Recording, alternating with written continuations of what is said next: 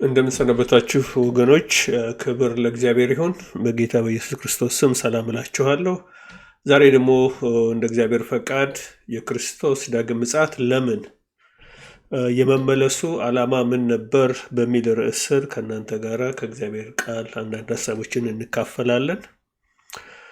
እንግዲህ መቼም እግዚአብሔር የሚሰራው ስራ ሁሉ በዓላማ ነው፣ በእቅድ ነው። ዝም ብሎ ራንደም የሆነ ነገር አይሰራም። እንኳን አምላካችን እግዚአብሔር ይቅርና ሰዎች እንኳን በተቻለ መጠን የምናደርገውን ነገር አቅደን ብናደርግ እንመርጣለን።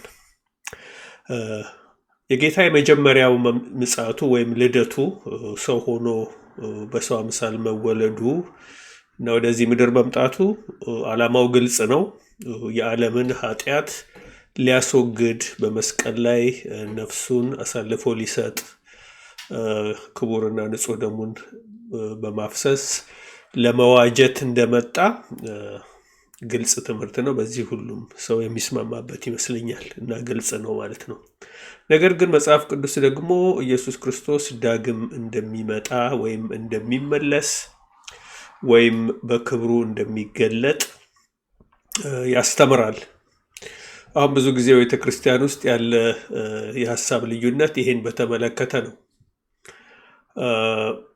አንዳንዶች ይሄ ነገር ገና ወደፊት የሚፈጸም ነው፣ የክርስቶስ ዳግም ምጽአት ገና ከፊታችን ነው ያለው ይላሉ። እነዚህ ሰዎች ፊውቸሪስት ይባላሉ ወይም መጻኢያን ይባላሉ በአማርኛ። አንዳንዶች ምናልባት በቁጥር ጥቂት ደግሞ የሆኑት ነው የክርስቶስ ዳግም ምጽአት ከኋላችን ነው፣ ኦልሬዲ የተፈጸመ ነገር ነው፣ ከወደፊት የምንጠብቅ የሚመጣ የክርስቶስ ዳግም ምጽአት የሚባል ነገር የለም ይላሉ። እነዚህ ሁለት ሀሳቦች እንግዲህ ኦፖሲት ሳይድ ናቸው። እነዚህን ለማስታረቅ እንግዲህ ግድ ወደ እግዚአብሔር ቃል መምጣት ያስፈልጋል። ማስታረቅ እንኳን የሚቻል ሀሳብ አይደለም። ሁለቱ ሊታረቁ የሚችሉ ሀሳብ አይደሉም። የግድ ከእግዚአብሔር ቃል ግን የትኛው ነው ይህን ሀሳብ የሚደግፈው ወይም የሚያጸነው ብሎ እግዚአብሔርን ቃል መመልከት እጅግ አስፈላጊ ነው። ታዲያ ምጽአቱ መቼ እንደነበረ ወይም እንዴት እንደተከናወነ ለማወቅ የምጽአቱን ዓላማ ማወቅ እጅግ ጠቃሚ ነው ብዬ አምናለሁኝ። ስለዚህ ዛሬ የምንመለከተው ይሄን ሀሳብ ነው። ለምንድን ነው መምጣት የሚያስፈልገው ሁለተኛ ጊዜ? ምን ይላል እግዚአብሔር ቃል? ለምሳሌ ይህንን ለማወቅ የሚረዳንን በማቴዎስ ወንጌል ምዕራፍ 22 ላይ ጌታ ኢየሱስ ክርስቶስ ብቻ የተናገረውን 7 ቁጥሮችን አውጥተን አብረን እንመለከታለን። እንደዚህ ይላል። ማቴዎስ ወንጌል ምዕራፍ 22 ቁጥር 1 ጀምሬ ነው የማነበው። ኢየሱስም መለሰ፣ ደግሞም በምሳሌ ነገራቸው። መንግሥተ ሰማያት ለልጁ ሰርግ ያደረገ ንጉሥን ትመስላለች። የታደሙትንም ወደ ሰርጉ ይጠሩ ዘንድ ባሮቹን ላከ፣ ሊመጡም አልወደዱም። ደግሞ ሌሎችን ባሮች ልኮ የታደሙትን እነሆ ድግሴን አዘጋጀሁ፣ ኮርማዎቼና የሰቡ ከብቶቼ ታርደዋል፣ ሁሉም ተዘጋጅቷል፣ ወደ ሰርጉ ኑ በሏቸው አለ። እነርሱ ግን ቸል ብለው አንዱ ወደ እርሻው ሌላውም ወደ ንግዱ ሄደ።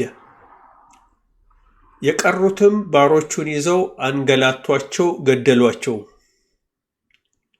ንጉሡም ተቆጣ፣ ጭፍሮቹንም ልኮ እነዚያን ገዳዮች አጠፋ፣ ከተማቸውንም አቃጠለ ብሎ ይናገራል በማቴዎስ ወንጌል ምዕራፍ 2 ከ1 እስከ 7 ላይ። ይሄ ሀሳቡ በተለይ ከላይ ያለው ሀሳብ ግልጽ ይመስላል። ጌታ ኢየሱስ ክርስቶስ ስለ ራሱ ነው እየተናገረ ያለው። በወንጌል እንደተላከ ለአይሁዶች ወደ ልጁ ሰርግ ግብዣ እንደተጠሩ፣ ነገር ግን የተለያየ ምክንያት በመስጠት ወደ የሰርጉን ጥሪ እንዳልተቀበሉት ነው የሚናገረው። በዚህም ይላል እምቢ ብቻ አይደለም ያሉት፣ ጥሪውን ይዘው የመጡትን ባሮቹን አንገላቷቸውም፣ የገደሏቸውም አሉ። እነዚህ ጥሪውን ይዘው የመጡት የብሉይ ኪዳን ነቢያት እና የአዲስ ኪዳን ሐዋርያትንም ጭምር ያጠቃልላል። የወንጌል መልእክት ይዘው የመጡትን ከእነሱ መሃል የገደሏቸውም ያንገላቷቸውም እንዳሉ ይናገራል። በዚህ ምክንያት ንጉሱ በጣም ተቆጣ ይላል። ንጉሱ ማን እንደሆነ ግልጽ ነው። ከዛ ምን ይላል? ጭፍሮቹን ልኮ እነዚያን ገዳዮች አጠፋ፣ ከተማቸውንም አቃጠለ ይላል።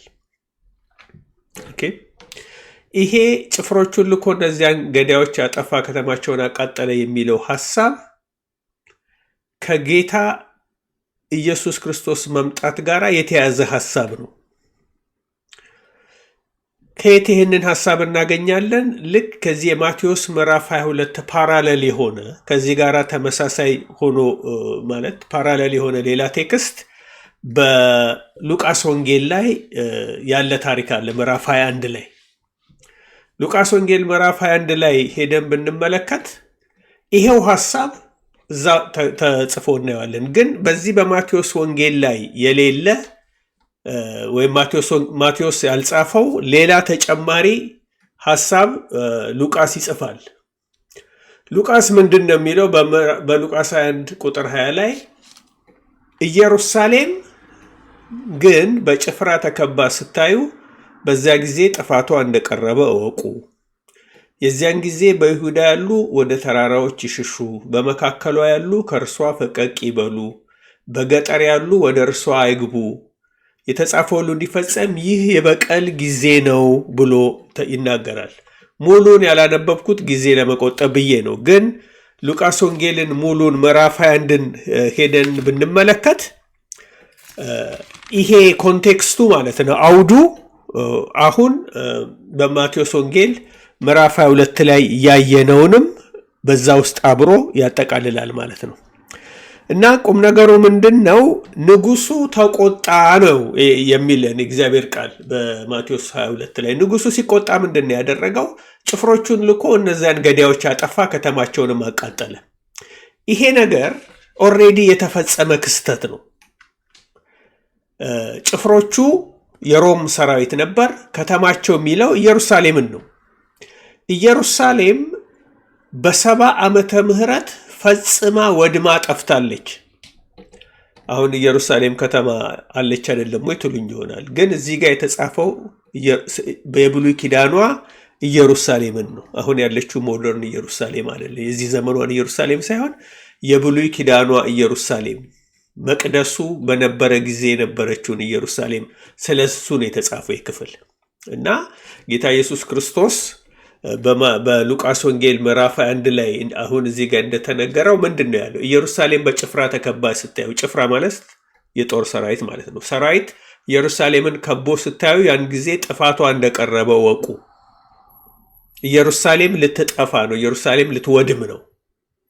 ስለዚህ ያን ጊዜ ሽሹ የሚል ማስጠንቀቂያ ለሐዋርያቱና ለደቀ መዛሙርቱ ጌታ ተናግሮ ነበር። ስለዚህ ነገር ሲናገር ያሰመርኩበት ክፍል አለ። የተጻፈው ሁሉ እንዲፈጸም ይህ የበቀል ጊዜ ነው ይላል። የኢየሱስ ክርስቶስ ዳግም ምጽአት ከምክንያቶች አንዱ የበቀል አመጣጥ ነው የሚመጣው። ጌታ የመጣው ሊበቀል ነው። ጠላቶቼ የሚላቸውን እነሱን ሊበቀል ነው የመጣው። ገዳዮቹ የሚባሉት ማለት ነው በዚህ ማቴዎስ ወንጌል 22 ላይ እነዚያ ገዳዮች የሚላቸው ባሪያዎቹንና እሱን ጭምር በመስቀል ላይ እንዲሞት ለሮም መንግስት አሳልፈው የሰጡት እነዚህ እምቢ ያሉት ማለት ነው። የተላከላቸውን የምስራች ወንጌል እምቢ ብለው የገፉት እነሱን ሊበቀል ነው የሚመጣው። ይሄ አመጣጥ ነው አንዱ የዳግም ምጽአቱ ዓላማ እንጂ ሊትራል የሆነ አመጣጥ አይደለም። ሊትራል ማለት ፊዚካሊ ወደዚህ ምድር ይመጣል ብሎ አይደለም መጽሐፍ ቅዱስ የሚያስተምረው። እንደዛ ይመስለናል፣ ግን አይደለም። የሚመጣው ለመበቀል ነው። ሊበቀል ደግሞ ሲመጣ ጭፍራ ነው የሚልከው፣ ሰራዊት ነው የሚልከው። እሱ የሰራዊቱ መሪ ነው፣ ግን በመንፈሳዊ ዓለም ነው እሱ እንጂ ፊዚካሊ እየታየ አይደለም ጦሩን የሚመራው። ጦሩ ግን ኢን ዲስ ኬዝ በ70 ዓመተ ምህረት የእግዚአብሔር ሰራዊት የሚባለው ያ የሮም ሰራዊት ነው። በጀነራል ታይተስ እየተመራ ኢየሩሳሌምን ከቦ ያጠፋት በዛ የነበረውን መቅደስ ያቃጠለው ያ ሰራዊት የጭፍራ ነው። የእግዚአብሔር ሰራዊት ሆኖ ነው የሚመጣው፣ ወይም እግዚአብሔር አስነስቶ የላከው ሰራዊት ስለሆነ ነው።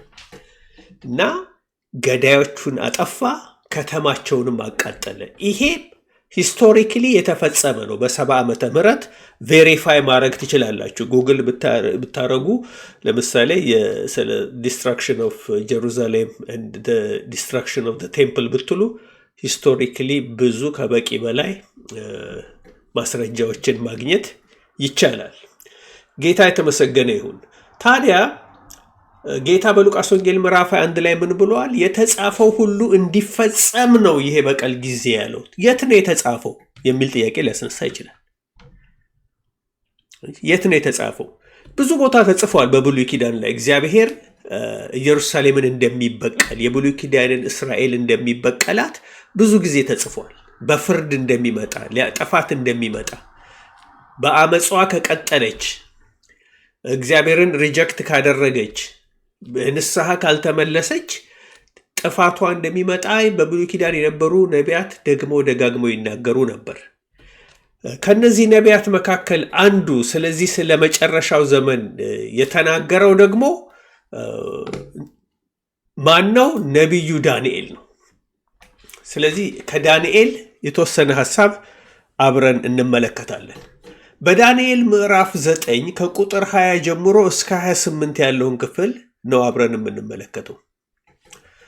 ጌታ የተመሰገነ ይሁን። የእግዚአብሔር ቃል እንደዚህ ይላል። ሙሉውን ሐሳቡን ለማግኘት ክፍሉን ብታነቡት ጥሩ ነው። እኔ ግን ከቁጥር 20 ጀምሬ ነው ማነበው።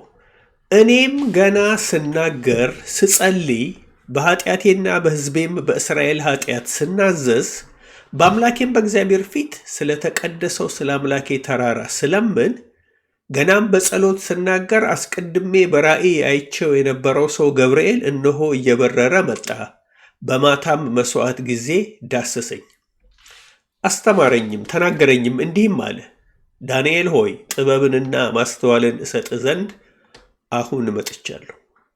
አንተ እጅግ የተወደድህ ነህና በልመናህ መጀመሪያ ላይ ትእዛዝ ወጥቷል። እኔም እነግርህ ዘንድ መጥቻለሁ። አሁንም ነገሩን መርምር፣ ራእዩንም አስተውል።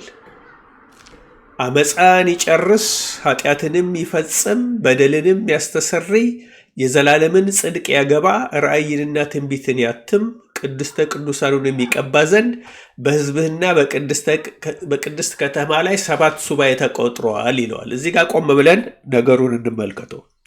እንግዲህ ዳንኤል በባቢሎን ምርኮ ዘመን እያለ በባቢሎን ውስጥ እያለ ስለ እግዚአብሔር ሕዝብ መበተን ከምድሩ ርቆ ስለመኖሩ ይህንን እያሰበ በእግዚአብሔር ፊት ሲጸልይ ስለ ሕዝቡ ኃጢአትና ስለ ራሱ ኃጢአት ንስሐ እየገባ በነበረበት ሰዓት እግዚአብሔር መልአኩ ገብርኤልን ልኮ በእስራኤል ሕዝብ ላይ ስለሚሆነው በመጨረሻው ዘመን ስለሚሆነው ነገር መጥቶ ራእይ ያሳየውና ያንን ነገር ነው እዚህ ጋር የምናየው። እና ምንድን ነው የሚለው?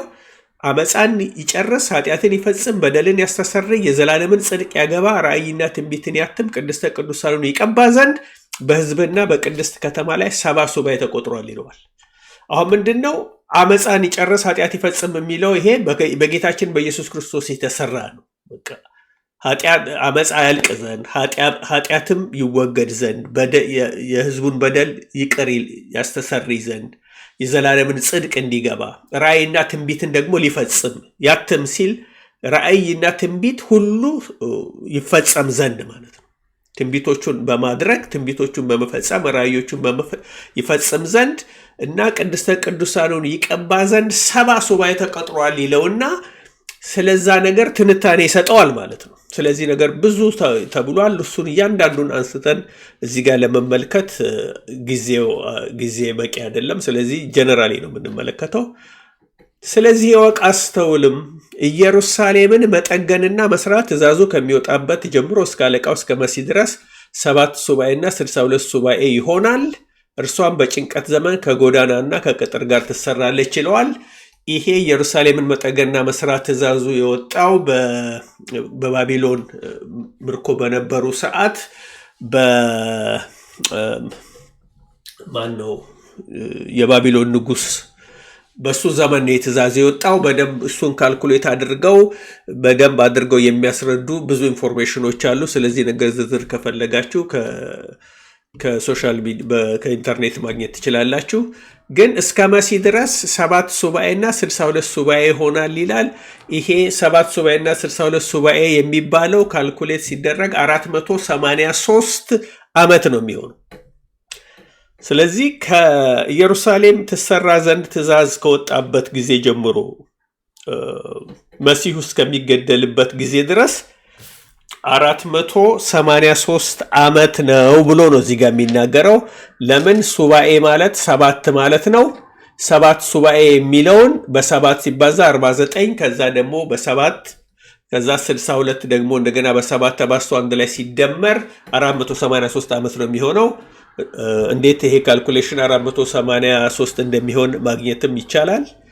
ቁም ነገሩ አሁን የዓመታቱ ጉዳይ ሳይሆን ግን ትንቢቱ እንዴት እንደተፈጸመ ነው እና እስከ ጌታ ኢየሱስ ክርስቶስ ድረስ 483 ዓመት ነው የሚሆነው። ያ ነገር to the exact date በትክክል እንደሆነ ይሄንን ያሰሉና ካልኩሌት ያደረጉ ሰዎች ሲናገሩ ሰምቻለሁ እኔ። ኦኬ እንቀጥል። ቁጥር 26 ከ62 ጊዜ 7 በኋላ መሲህ ይገደላል፣ በእርሱም ዘንድ ምንም የለም ማለት ያው መሲሁ እንደሚገደል ይናገራል። አሁን ከዚህ በኋላ ያለውን ነገር ላይ ነው ትኩረት እንድናደርግ የምፈልገው። የሚመጣውም አለቃ ሕዝብ ከተማይቱንና መቅደሱን ያጠፋሉ። ትዝ ይላችኋል ቅድም እዛ ሄደን የተመለከትነው ምን ይላል? ንጉሱ ተቆጣ፣ ጭፍሮቹንም ልኮ እነዚያን ገዳዮች ያጠፋ፣ ከተማቸውንም አቃጠለ ይለናል። ያ ብቻ አይደለም። ጌታ ኢየሱስ ክርስቶስ በሉቃስ ወንጌል 21 ላይ ምን አለ? የተጻፈው ሁሉ እንዲፈጸም የበቀል ጊዜ ነው። መቼ? ኢየሩሳሌም በጭፍራ ተከባ ስታዩ። ኦኬ ዳንኤል ይሄንን ነገር ከዛ ከኦልሞስት ከ400 ምናምን ዓመት በፊት ወደ 500 ምናምን ዓመት በፊት አይቶታል በራእይ እና ይሄን ብቻ መጥቶ ነግሮታል መልአኩ። ምንድነው ያለው? የሚመጣው አለቃ ሕዝብ ከተማይቱንና መቅደሱን ያጠፋሉ ብሎ ፍጻሜውም በጎርፍ ይሆናል፣ እስከ መጨረሻ ድረስ ጦርነት ይሆናል፣ ጥፋትም ተቀጥሯል ይላል።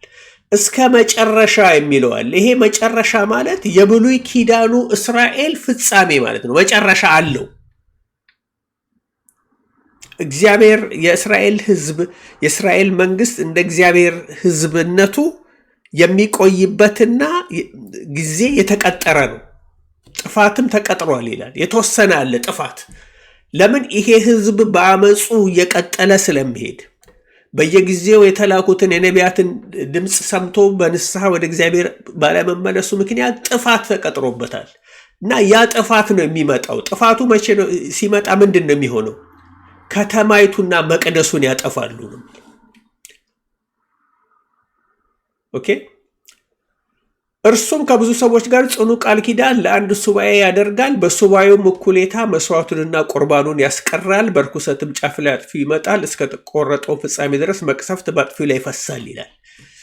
እርሱም የሚለው ያ የሚመጣው ማለት ነው። ከብዙ ሰዎች ጋር ጽኑ ቃል ኪዳን ለአንድ ሱባኤ ያደርጋል። በሱባኤው እኩሌታ መስዋዕቱንና ቁርባኑን ያስቀራል። እንግዲህ በብሉይ ኪዳን አምልኮ መሰረት መስዋዕትና ቁርባን የሚቀርበው በኢየሩሳሌም የሚገኘው የእግዚአብሔር ቤተ መቅደስ ነው። ቤተ መቅደሱ ከሌለ፣ ክህነት አገልግሎቱ ከሌለ፣ ከተማይቱ ከሌለች መስዋዕትም ቁርባንም ማቅረቢያ ቦታ የለም ማለት ነው። ኦኬ ስለዚህ እዚህ ቦታ ላይ በግልጽ እንደተጻፈው እግዚአብሔር በበቀል ሲመጣ ወይም ደግሞ ጭፍራውን አስነስቶ ሲልክ ከተማይቱንና መቅደሱን እንደሚያጠፉ ዳንኤል ከ500 ዓመታት በፊት ተናግሮ ነበር። ጌታችን ኢየሱስ ክርስቶስ ስለ መጨረሻው ዘመን ደግሞ በሚናገርበት ሰዓት በተለይ በማቴዎስ ወንጌል ምዕራፍ 24 ላይ እንደምታስታውሱት መቼ ነው መቅደሱ የሚፈርሰው ብለው ለጠየቁት ጥያቄ ለሐዋርያቱ መልስ ሲመልስላቸው አንድ ከጠቀሰው ነገር መካከል በነቢዩ ዳንኤል የተባለው የጥፋት ርኩሰት በተቀደሰችው ስፍራ ቆሞ ስታዩ አንባቢው ያስተውል ይላል። በዛ ሰዓት ጥፋት የሚመጣበት ጊዜ እንደሆነ አስተውሉ እና ከዛ ያላችሁ ሽሹ ነው የሚለው። ሽሹ፣ በይሁዳ ያሉ ወደ ተራራዎች ይሽሹ፣ በሰገነት ያለ በቤቱ ያለውን ሊወስድ አይውረድ፣ በእርሻ ያለ ልብሱን ይወስድ ዘንድ ወደ ኋላው አይመለስ፣ በዚያች ወራት ለእርጉዞችና ለሚያጠቡ ወዮላቸው ተብሎ ጌታ ተናግሯል። የጥፋት ዘመን የበቀል ዘመን ነው። ይሄ ነው የመጨረሻው ዘመን የሚለው መጽሐፍ። ፍጻሜ የሚለው ይሄን። ዛሬ በኢየሩሳሌም መቅደስ የለም። ከተማዋ እርግጥ ተሰርታለች፣ ግን እቺ ከተማ ምንም አይነት ኪዳናዊ ረሌቫንስ የላትም ከእግዚአብሔር ጋር ሐሳብ ጋር በተያያዘ። ኢየሩሳሌም ኪዳናዊ ረሌቫንሷን ያጣችው የዛሬ 2000 ዓመት አካባቢ ነው። የሮም ሰራዊት መጥቶ ከተማዋን ባቃጠለ ጊዜ በዛ የሚገኘውን የእግዚአብሔርን ቤተ መቅደስ ባፈረሰ ጊዜ ማለት ነው። እና ወደ የነገሩን ሐሳብ ወደ ማጠቃለል ስንመጣ በኢየሱስ ክርስቶስ በተናገረው ምሳሌ መሰረት የመምጣቱ አንዱ ዓላማ ጭፍሮቹን ልኮ ገዳዮቹን ለማጥፋት ከተማቸውንም ለማቃጠል ነው። ይሄ ነገር ደግሞ ኦልሬዲ ተፈጽሟል። በዚህ ምንም ጥርጥር ሊገባን አይገባም። ለምን? ታሪክ የመዘገበው እውነት ስለሆነ ነው። ከ66 ዓመተ ምህረት ተኩል እስከ 70 ዓመተ ምህረት ድረስ 3 ዓመት ተኩል የቆየ በታሪክ ውስጥ የአይሁድ ጦርነት የሚባል ወይም the Jewish War የሚባል ጦርነት ተካሂዷል። በዚህ ጦርነት የሮም ሰራዊት መጥቶ ኢየሩሳሌምን ከቦ ቅጥሯን ሰብሮ ገብቶ ከተማዋን አቃጥሎ መቅደሱን አፍርሶ በዛ የሚገኙትን ሁሉ ተደብቀው ገብተው መሽገው የነበሩትን ሁሉ አይሁዶች የሚችሉትን ገድለው የሚችሉትን ማርከው እስራኤል እንደ መንግስት ከዛ በኋላ እንዳይኖር አድርገው ያጠፉበት ክስተት ነው። ያንን ዝም ብሎ የሮም መንግስት በገዛ ስልጣኑና በገዛ ሐሳቡና ፈቃዱ ያደረገው አይደለም። ይሄ ቀደም ብሎ በዳንኤልም ትንቢት እንደተነገረ በኋላም በጌታችንና በሐዋርያቶቹ ትምህርት ውስጥ እንዳየነው እግዚአብሔር ሊበቀል ጠላቶቹን ያመጣው ሰራዊት ነው። ጌታ የተመሰገነ ይሁን። ይሄ ደግሞ ሰራዊትን አስነስቶ አንዱን መቅጣት አንዱን መበቀል እግዚአብሔር በብሉይ ኪዳን መጽሐፍ ላይ ደጋግሞ ሲያደርገው የነበረ ነገር መሆኑን እናያለን። ለምሳሌ ግብፅን መንግስት ሲቀጣ የአሦርን ንጉስ አስነስቶ ልኮት ነበር። የእስራኤልን ይሁዳንን ለመቅጣት ሲፈልግ ባቢሎንን ጦር አስነስቶ እንደላከ በመጽሐፍ ቅዱስ የምናየው ነው። 10ሩን የሰሜን የእስራኤል 10ሩን ነገዶች ለመቅጣት ሲል የአሦርን ንጉስ እንደላከውና 10ሩን ነገስታት እንደማረካቸውና እንዳፈለሳቸው በመጽሐፍ ቅዱስ ውስጥ የተጻፈ ታሪክ ነው። ባቢሎንን ደግሞ ሲታበይ የባቢሎንን ኪንግደም ለመቅጣት ደግሞ የሜዶንንና የፋርስን መንግስት እንዳስነሳና እነሱን እንደቀጣ መጽሐፍ ቅዱስ የሚነግረን እውነት ነው። ልክ ይሄ አሰራሩ እንደገና በአይሁዶች ላይ ደግሞ ለሁለተኛ ጊዜ መጀመሪያ በ586 ዓመተ ምህረት ናቡከደነጾርን ጦር አስነስቶ እንደ ቀጥቶ ከተማቸውን አቃጥሎ መቅደሱን ሁሉ አቃጥሎ ነበር። the same thing በ70 ዓመተ ምህረትም ተደገመ ማለት ነው። ይሄ ግን የ70 ዓመተ ምህረቱ የማያዳግም የመጨረሻው ቅጣት ነው። የብሉይ ኪዳንን እስራኤል ከእግዚአብሔር ፊት ጨርሶ ያስወገደ ለዘላለም ተመልሳ እንዳትሰራ ተመልሳ በኪዳን ከተማነት እንዳትታወቅ ኪዳኑን የሻረ ከተማዋን ያጠፋ መቅደሱን ያፈረሰ ክስተት ነው። ይሄ ደግሞ የፍጻሜው የመጨረሻው ፍርድ ነው፣ ምልክት ነው ማለት ነው። ያንን እንዳደረገ እንመለከታለን። እና ስለዚህ ጌታ ሲመጣ ሊያደርገው የነበረው አደርገዋለሁ ያለው ነገር በዛ ጊዜ ተፈጽሟል። አንድ ነገር ብዬ ወደ ፍጻሜው ልምጣ። በዚሁ በማቴዎስ ወንጌል ምዕራፍ 22 ላይ ቅድም አብረን በተመለከትነው ላይ ከፍ ብሎ የወይን አትክልትን በተመለከተ ጌታ ምሳሌ ተናግሮ ነበር እና በዛ ምሳሌ ላይ እንደዚህ ይላል። ክብር ለጌታ ይሁን። የወይን አትክልት የተከለ ባለቤት ሰው ነበር። ቅጥር ቀጠረለት፣ መጥመቂያ ማሰለት፣ ግንብም ሰራና ለገበሬዎች አከራይቶ ወደ ሌላ ሀገር ሄደ። የሚያፈራበት ጊዜ ሲቀርብ ፍሬውን ሊቀበሉ ባሮቹን ወደ ገበሬዎች ላከ። ገበሬዎቹ ባሮቹን ይዘው አንዱን ደበደቡት፣ አንዱን ገደሉት፣ ሌላውንም ወገሩት። አያችሁ፣ ከዚህ ከቅድም ካየነው ምሳሌ ጋር ተመሳሳይ ምሳሌ ነው። ስለ አንድ ነገር ነው የተናገረ ያለው። የወይን አትክልት የሚባለው የእስራኤል መንግስት ነው። ገበሬዎች ያላቸው እዛ በህዝቡ ላይ የተሾሙት አለቆቹ፣ ነገስታቱ እና ካህናቱ ናቸው። ለነሱ እግዚአብሔር መንግስት መስርቶ ለዛ መንግስት ኃላፊ አድርጎ ነው የሰጣቸው። ነገር ግን ለእግዚአብሔር ወይም ለወይኑ አትክልት ባለቤት የሚገባውን ፍሬ በየጊዜው ያስረክቡ ዘንድ እንዲጠይቁ እግዚአብሔር ባሪያዎቹን አስነስቶ በሚልክበት ጊዜ አንዳንዶቹን ሲገዱ ሌሎቹን እያንገላቱ ይመልሷቸው ነበር ነው የሚል እግዚአብሔር ቃል። ከዛም በኋላ ግን ልጄን ያፍሩታል ብሎ ልጁን ላከባቸው። ኢየሱስ ክርስቶስ እንደመጣ ነው እንደላከ ነው የሚናገረው። ገበሬዎቹ ግን ልጁን ባዩ ጊዜ እርስ በርሳቸው ወራሹ ይህ ነው፣ ኑ እንግደለውና ርስቱን እናገኝ ተባባለዋል። which is what really happened.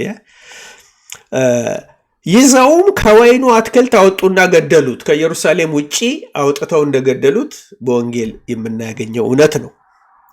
እንግዲህ የወይኑ አትክልት ጌታ በሚመጣ ጊዜ በእነዚህ ገበሬዎች ምን ያደርግባቸዋል? አያችሁ፣ ማን ነው የሚመጣው? አሁን የወይኑ አትክልት ጌታ በሚመጣ ጊዜ ምን ያደርጋል? በእነዚህ ገበሬዎች ላይ ልጁን በገደሉት ባሪያዎቹን በገደሉት ገበሬዎቹ ላይ ልጁን ገድለን ርስቱን እናገኝ ብለው በተማማሉት በእነዚህ ገበሬዎች ላይ ምን ያደርግባቸዋል ብሎ ጥያቄ ጠየቀ። መልሱ ምንድን ነው? በእነዚህ ገበሬዎች ምን ያደርግባቸው? እነርሱም ክፉዎችን በክፉ ያጠፋቸዋል፣ የወይኑንም አትክልት ፍሬውን በየጊዜው ለሚያስረክቡ ለሌሎች ገበሬዎች ይሰጠዋል አሉት። ሲመጣ ምን ያደርጋል? ክፉዎችን በክፉ ያጠፋቸዋል። which is what he has done። በ70 ዓመተ ምህረት ክፉ የነበሩትን እነዚህ ደሙ በእኛና በልጆቻችን ላይ ይሁን ብሎ በጲላጦስ ፊት የካዱትን እኛ ንጉሳችን ቄሳር ነው ብለው በጲላጦስ ፊት የካዱትን ይሄን ኢየሱስን እሱ ሲመጣ ክፉዎችን በክፉ ያጠፋቸዋል ተብሎ እንደተጻፈ እንደተነገረ ከተማቸውን አጠፋ። እነዚህን ገዳዮች አጠፉ፣ ገደሏቸው፣ ከተማቸውን አጠፉ፣ መቅደሱ ፈረሰ እና ይሄን በቀል ተበቀላቸው ማለት ነው። መምጣቱን የምናውቀው ይሄ ነገር የተፈጸመም ስለሆነ ነው አንዱ። ኦኬ፣ ከዚህ ጋር የተያዘ አንድ ነገር አለ። ሁለተኛው የሚመጣበትን ምክንያት እዚሁ ጨረፍ አድርጌ ልግለጸው። ክፎቹን በክፉ ያጠፋቸዋል ብቻ ሳይሆን ያለው የወይኑንም አትክልት ፍሬውን በየጊዜው ለሚያስረክቡ ለሌሎች ገበሬዎች ይሰጠዋል አሉት። አሁን መንግስት ከናንተ ትወሰዳለች፣ ለሌላ ህዝብ ትሰጣለች ተብሎ ሌላ ቦታም ተጽፏል። የእግዚአብሔር መንግስት አሁን ከእስራኤል ተወስዶ ለቤተ ክርስቲያን ተሰጠ፣ ለሌላ ህዝብ ተሰጠ። ፍሬውን በየጊዜው ለባለቤቱ ለሚያስረክቡ ለነሱ ሊሰጥ ነው የሚመጣው። አንዴ ሲመጣ ሁለት ነገር ነው የሚያደርገው። በአንድ ገጽታው ጠላቶቹን ይበቀላል፣ በሌላ ገጽታው ደግሞ ለሚጠብቁት መንግስቱን ለነሱ ሊሰጥ ይመጣል። ትዝ ይላችኋል። ለደቀ መዛሙርቱ ምን አላቸው? እኔ ሄዳለሁኝ በአባቴ ቤት ብዙ መኖሪያ አለ፣ ከዛ መኖሪያ ባዘጋጀሁላችሁ ጊዜ እናንተ እኔ ባለሁበት በዛ ትሆኑ ዘንድ ለወስዳችሁ ተመልሼ እመጣለሁ ያለው ያ ነው ማለት ነው የሚፈጸም በ70 ዓመተ ምህረት የተፈጸመው።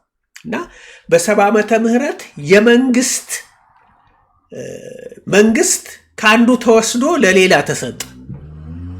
ከአይሁዶች ተወስዶ የእግዚአብሔር መንግስት ለቤተ ክርስቲያን ተሰጠ። ኦፍኮርስ ቤተ ክርስቲያን የአይሁድና የአሕዛብ ከአሕዛብ የተውጣጣት።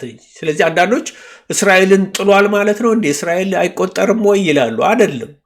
ከእስራኤል ያመኑት የቤተ ክርስቲያን አባል ሆነዋል። እንዴ በመጀመሪያ እኮ ለተወሰነ ከ10 ዓመት በላይ ወንጌል የተሰበከው ለአይሁዶች ብቻ ነው። አይሁዶች ናቸው የመጀመሪያዎቹ አማኞች ክርስቲያኖች የሆኑት እኮ ብዙዎቹ አይሁዶች ናቸው። ወደ አሕዛብ ወንጌል ሄደው በኋላ ነው። ትዝ ይላችኋል በሮሜ መጽሐፍ ላይ ምንድን ነው የሚለው? ወደ ሮም ሄደ አይደለ ሐዋርያው ጳውሎስ። ሮም ሄዶ ሐዋርያት ሥራ ምዕራፍ መጨረሻው ላይ ነው የምናገኘው።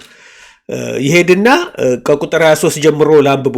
ሮሜ ሐዋርያት ሥራ ምዕራፍ 28 ስለ ጳውሎስ ነው የሚናገረው። ቀንም ቀጥረውለት ብዙ ሆነው ወደ መኖሪያ ወደ እርሱ መጡ። ስለ እግዚአብሔር መንግሥት እየመሰከረ ስለ ኢየሱስም ከሙሴ ሕግና ከነቢያት ጠቅሶ እያስረዳቸው ከጠዋት ጀምሮ እስከ ማታ ድረስ ይገልጥላቸው ነበር። ለአይሁዶቹ ነው። እኩሌቶቹም የተናገረውን አመኑ፣ እኩሌቶቹ ግን አላመኑም። እርስ በርሳቸውም ባልተስማሙ ጊዜ ጳውሎስ አንዲት ቃል ከተናገረ በኋላ ሄዱ።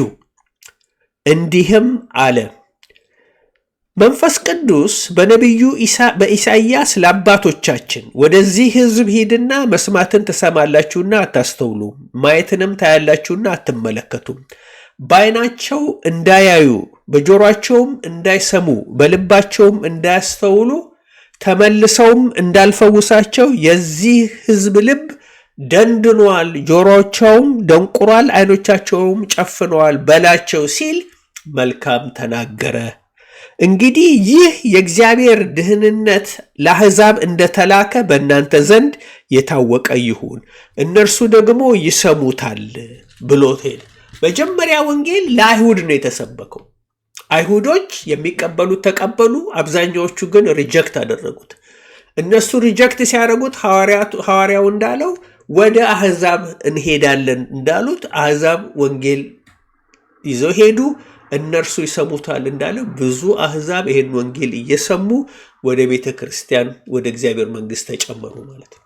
እና ስለዚህ ጌታ ኢየሱስ ክርስቶስ ሲመጣ ለነዚህ ወደ ቤተ ክርስቲያን ለመጡት አሕዛብና ላመኑት አይሁድ መንግስትን የሚሰጥበት ጊዜ ነው። እና ይሄ የተከናወነው በ70 ዓመተ ምህረት ነው። ትዝ ይላችኋል በአንደኛ ጴጥሮስ ላይ ይመስለኛል ሐዋርያው ጴጥሮስ ምን አለ?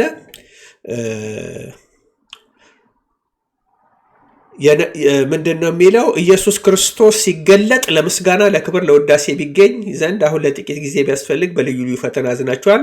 እርሱንም ሳታዩት ትወዱታላችሁ። አሁንም ምንም ባታዩት በእርሱ አምናችሁ የእምነታችሁ ፍጻሜ እርሱም የነፍሳችሁ መዳን እየተቀበላችሁ በማይነገርና ክብር በሞላበት ሐሴት ደስ ይላችኋል ብሎ የተናገረበት ቦታ ላይ ከላይ ጀምሮ ብንመለከተው በመጨረሻ ዘመን ይገለጥ ዘንድ ለተዘጋጀ መዳን በእምነት በእግዚአብሔር ኃይል ለተጠበቃችሁ ለእናንተ በሰማይ ቀርቶላችኋል የሚለውን ማለት ነው። ያ ጌታ ሲገለጥ እነዚህ የወረሱት ወደ እግዚአብሔር መንግሥት በሙላት መግባት ይሰጣችኋል ተብሎ የተጻፈው ቃል የተፈጸመበት ጊዜ ነው ማለት ነው። እና ጌታ ኢየሱስ ክርስቶስ ዳግም ምጽአት ለምን መሆኑን እንደዚህ ካወቀን ወቅቱ መቼ እንደነበረ ለማወቅ አይከብድም። የሚመለስበት ዓላማ ጠላቶችን ለመበቀል እንደሆነ ካወቅን፣ የሚመለስበት ዓላማ መንግስትን ለሕዝቡ ለመስጠት መሆኑን ካወቅን፣ እነዚህ ክስተቶች ደግሞ በአንደኛው ክፍለ ዘመን ስለተፈጸሙ የጌታችን ኢየሱስ ክርስቶስ መምጣት ያኔ እንደተከናወነ ምንም የማያጠራጥር ጉዳይ ነው ማለት ነው። እና ጌታ የተመሰገነ ይሁን። ኢየሱስ ክርስቶስ ዳግም መምጣት ለኛ ያለፈ ነው፣ ወደፊት የምንጠብቀው አይደለም የሚሉት ሰዎች ወይም ወገኖች አማኞች ከእግዚአብሔር ቃል የሚያቀርቡት ማስረጃ ይሄን ይመስላል። ክብር ለእግዚአብሔር ይሁን።